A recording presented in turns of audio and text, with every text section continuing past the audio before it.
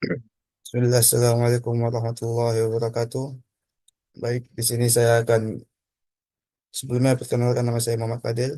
Di sini saya akan menjelaskan terkait PPN 12% dan bagaimana perspektif Islam dalam hukum fikih terkait hal ini. Kita masuk pembahasan yang pertama, apa itu PPN? Kita mulai dari sejarahnya. PPN pertama kali itu diusulkan di Jerman pada tahun 1919.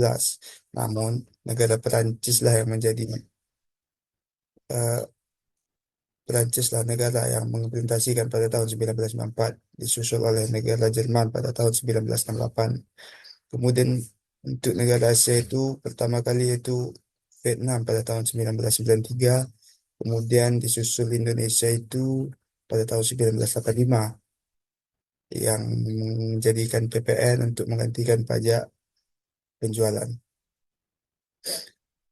Kemudian pengertian dari PPN tersebut.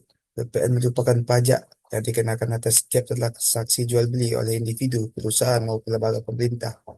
Uniknya, PPN ini merupakan pajak tidak langsung yang dibayar oleh konsumen kepada negara, melainkan melalui pedagang. Jadi, harga yang kita bayarkan untuk suatu barang atau jasa sudah termasuk PPN meskipun konsumen yang menanggung beban pajak ini, namun kewajiban untuk menyetorkan pajak ke negara pada penjual atau penyedia jasa. Terus apa saja sih objek-objek yang terkena PPN?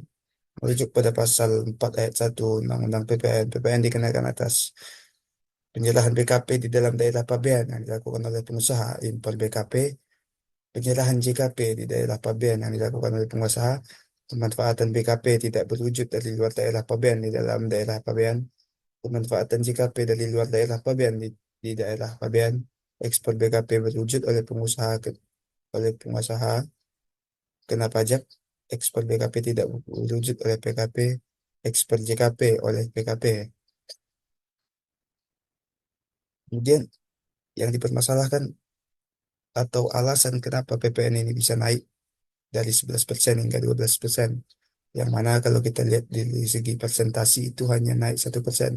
Tapi kalau dari segi matematikanya itu sangat berpengaruh besar.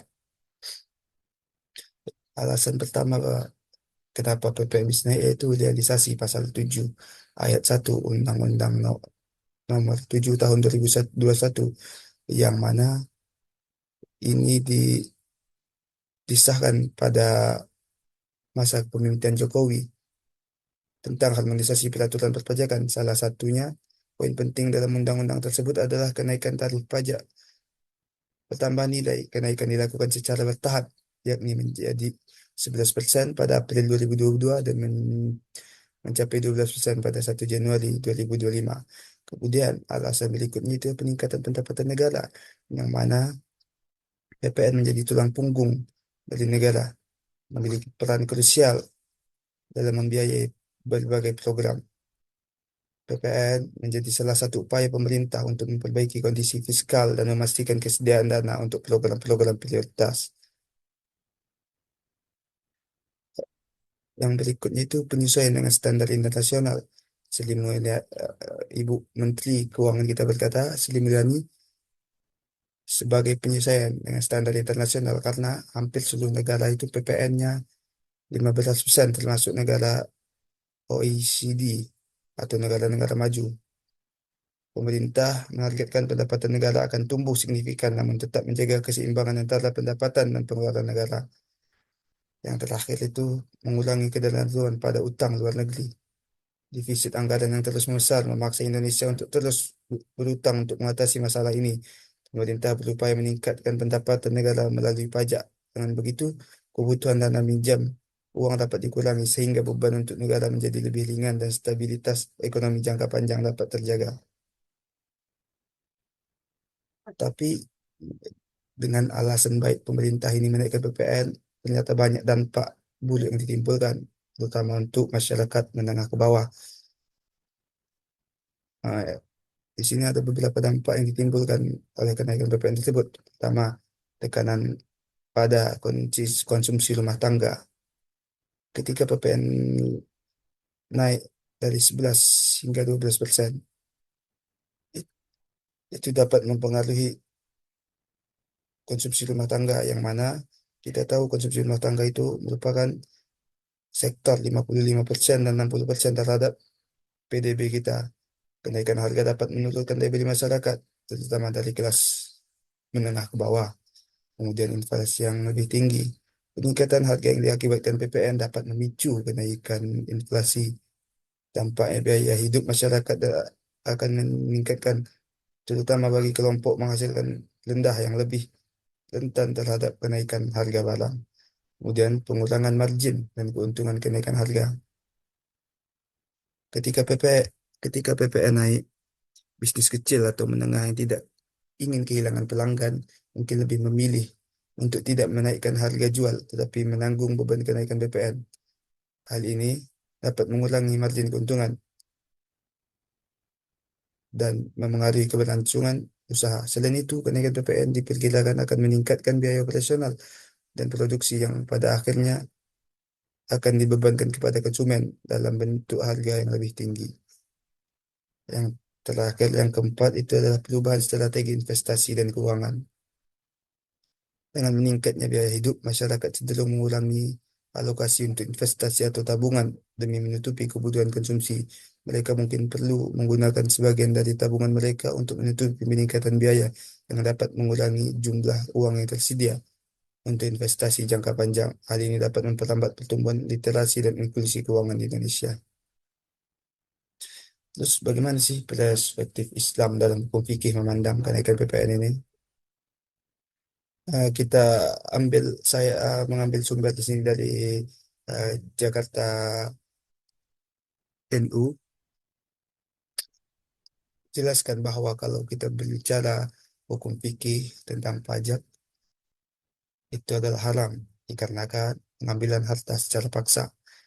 Tetapi keharaman itu boleh apabila kemas pajak yang diambil ini semata-mata untuk kemaslahatan rakyat, terutama dari rakyat yang pengambilan dari rakyat yang kaya menyasar kepada rakyat yang miskin.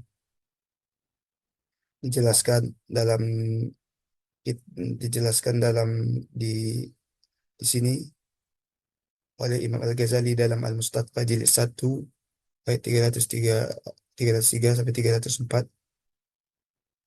Artinya jika kekuasaan kosong dari harta dan tidak ada harta dan sumber-sumber kemaslahatan umat yang cukup untuk memenuhi biaya pasukan, dan jika pasukan membubarkan diri meninggalkan pos masing-masing dan mereka sibuk mencari nafkah, maka pastilah dikhawatirkan musuh akan masuk ke negara Muslim, atau dikhawatirkan meletusnya fitnah dari kalangan orang-orang yang teraniaya di negeri Islam. Maka dalam hal ini diperbolehkan bagi imam untuk mengenakan pajak kepada orang-orang kaya sebesar nominal yang cukup untuk memenuhi kebutuhan yang mereka perlukan. Maksud hadis ini adalah memang semata-mata hanya untuk memenuhi kebutuhan kemaslahatan rakyat, terutama dari yang kaya menyusul kepada yang miskin. Yang mana kalau kita lihat dari kaidah fikihnya, sesuatu yang dilarang awalnya dalam Islam, kemudian menjadi boleh, maka diperbolehkan hanya untuk sekedar memenuhi kebutuhan tersebut atau sesuai dengan kadarnya. Oleh karena itu, kebolehan di sini memiliki beberapa syarat yang harus dipenuhi sebagai berikut. Yang syarat pertama itu terdapat kepastian akan kebutuhan negara terhadap hasil pemungutan pajak tersebut dan tidak ada sumber dana lain yang bisa digunakan untuk memenuhi tujuan negara maupun untuk merealisasi kemaslahatan masyarakat dengan tanpa membuat masyarakat melalui berbagai kewajiban. Membagi besaran kewajiban pajak secara adil sekiranya tidak membebani sebagian rakyat untuk memenuhi beban rakyat lainnya, dan sekiranya tidak menyenangkan sebagian golongan namun yang lain justru merasa keberatan.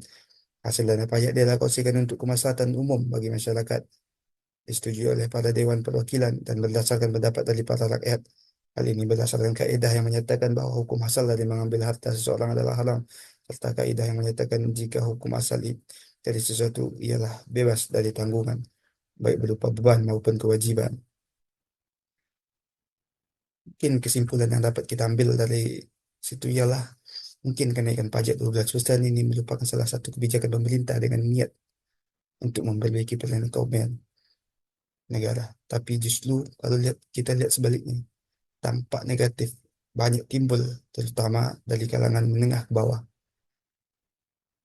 Kalau kita lihat dari sudut pandang fikih Islam, kebolehan pajak memang semata-mata hanya untuk masyarakat rakyat yang menyasar pada kalangan berkecukupan atau kaya untuk membantu orang-orang yang kurang berkecukupan atau miskin, bukan malah sebaliknya. Maka apabila kebijakan kenaikan dari 11% ini ke 12% menjadikan orang susah semakin menderita dan orang kaya semakin sejahtera, maka itu sangat bertolak belakang dengan ajaran Islam. Maka perlu pertimbangan yang sangat-sangat besar untuk masalah kenaikan pajak tersebut. Sekian, terima kasih. Assalamualaikum warahmatullahi wabarakatuh.